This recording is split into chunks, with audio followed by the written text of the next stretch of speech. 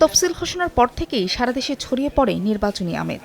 নানা কৌশলে মাঠে নিজেদের সরব উপস্থিতি জানান দেন মনোনয়ন প্রত্যাশীরা। এক্ষেত্রে কিছু আসনে সীমানা পুনর্নির্ধারণ নিয়ে দেখা দেয় জটিলতা। তেমনই 2 আসন পাবনা 1 ও 2। বৃহস্পতিবার আদালতের আদেশের পরিপ্রেক্ষিতে এই 2 আসনে নির্বাচনী কার্যক্রম আপাতত স্থগিত রাখার সিদ্ধান্ত নেয় নির্বাচন কমিশন। আদালত পরবর্তী আদেশ না দেওয়া পর্যন্ত এই সিদ্ধান্ত বহাল থাকবে বলে জানিয়েছেন কমিশনার আব্দুল রহমানেল মাসুদ।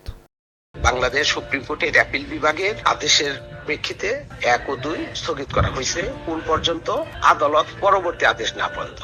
নির্বাচনী কার্যক্রম আপাতত স্থগিতের সিদ্ধান্তে অনেকটাই হতাশ এলাকাবাসী ও বিভিন্ন দলের নেতাকর্মীরা। ভোটে অংশ নিতে দ্রুত সীমানা সংক্রান্ত জটিলতার সমাধান চান তারা। জোরাত করে বলছি, আপনারা আমাদেরকে এই ভোট দেওয়ার সুযোগটা করে দিন। ভোট হওয়া লাগবে, ভোট মানুষের মৌলিক অধিকার, দেশের জনগণের ক্ষতিতে দেশের সরকার দরকার। যত দ্রুত সম্ভব এটা সমাধান করে নির্বাচনটা হয়ে গেলে মানে ভালো হয়েছে।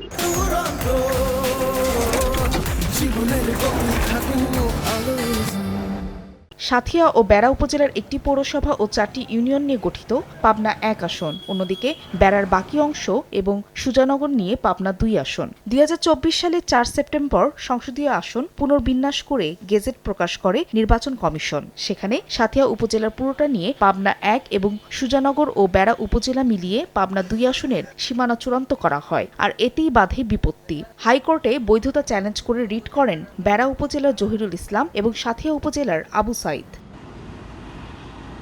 17 সেপ্টেম্বর প্রাথমিক শুনানি শেষে পরদিন রায় দেন হাইকোর্ট। সেখানে পাবনা 1 ও 2 আসন দুটি আগের মতোই পুনর্বহাল করে 24 ঘণ্টার মধ্যে গেজেট প্রকাশ করতে নির্দেশ দেওয়া হয়। এরপর নির্বাচন কমিশনও পাবনার আসন দুটি নিয়ে 24 ডিসেম্বর সংশোধিত বিজ্ঞপ্তি প্রকাশ করে। কিন্তু হাইকোর্টের রায় স্থগিত চেয়ে পাবনা 1 আসনে জামাতে ইসলামের প্রার্থী মোহাম্মদ নাজিবুর রহমান এবং নির্বাচন কমিশন আলাদা আবেদন করেন। 5 জানুয়ারি আবেদন শুনে সংশোধিত বিজ্ঞপ্তিটি স্থগিত করে দেন সর্বোচ্চ আদালত। ফলে আসন দুটির ক্ষেত্রে ইসি 4 সেপ্টেম্বরের করা গ্যাজেটই বহাল হয়।